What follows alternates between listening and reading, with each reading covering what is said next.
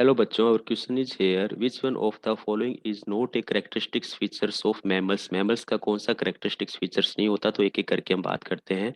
Diphyodont teeth की बात करते हैं। अगर हम डाइफायोडोंट टीथ की बात करें तो ये तो हमारा मैमल्स का करेक्टर होता है। इसका मतलब होता है होल लाइफ के अंदर टू टाइम्स टीथ का अपीयर्ड होना। क्या कह रहे हैं? टू टाइम टीथ का अपीयर्ड होना क्या कहलाता है? डाइफायोडोंट टीथ कहलाते हैं।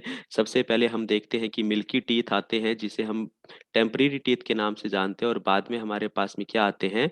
परमानेंट टीथ आते हैं, जो कि करेक्टरिस्टिक्स फीचर्स होता है मैमल्स का। परमानेंट टीथ ह्यूमन बीइंग में 32 होते हैं, और मिल्की टीथ कितने होते हैं? 20। तो ये फीचर्स तो देखने को मिलता है। नेक्स्ट है 10 pair of cranial nerve. Cranial nerve 10 pair नहीं होती है, गलत हो गया।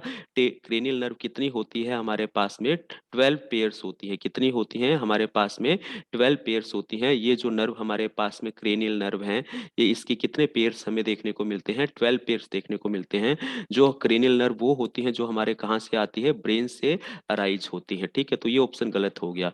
नेक्स्ट हम बात करते हैं 7 सर्वाइकल वर्टिब्रा। तो ये भी हमारे पास में बिल्कुल करेक्ट ऑप्शन है। 7 सर्वाइकल वर्टिब्रा होते हैं। ये हमारे पास में कहाँ पर होते हैं? नेक रीजन के अंदर देखने को मिलते हैं। तो ये तो हमारा सही स्टेटमेंट है। नेक्स्ट है left aortic arc in the circulatory system. सभी मेमेलिया के अंदर हमें क्या देखने को मिलता है? लेफ्ट आयोटिक आर्क देखने को मिलती है। देखिए, सभी मैमल्स के पास में क्या रखते हैं? वो हैव 4 चैम्बर हार्ट रखते हैं। अब ये जो 4 चैम्बर हार्ट होता है, इसके साथ में क्या मिलता है? विद आयोटिक आर्क मिलती है। क्या मिलती है? आयोटिक आर्क मिलती है। और ये हमारे पास में क्या है बेटा? मेन आर्टरीज होती है। ये हमारे पास में क्या होती है? मेन आर्टरीज होती है, जो क्या होती है? बैंड्स होती है बिटवीन द जो हमारे पास में असेंडिंग एंड डिसेंडिंग आयोटा है, बिटवीन द असेंडिंग एंड जो डिसेंडिंग आयोटा होता है, उसके साथ में क्या होती है बेटा? बैंड होती है। तो यही जो हमारी आयोटा आयोटिक आर्क होती है, ये जो असेंडिंग एंड डिसेंडिंग आयोटा के साथ में बैंड हो रही है, ये यही आगे चलकर हमारी क्या बनाती है बेटा?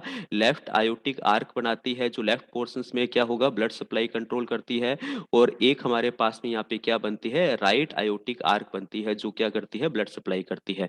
तो ये ऑप्शन भी हमें यहाँ पे देखने को मिलता है। तो करेक्टरिस्टिक्स फीचर्स कौन सा नहीं दिख रहा है हमें? 10 पेयर्स का नहीं दिखता है। तो ऑप्शन बी हमारा यहाँ पर क्या है? बिल्कुल राइट आंसर जाता है। Okay, thank you.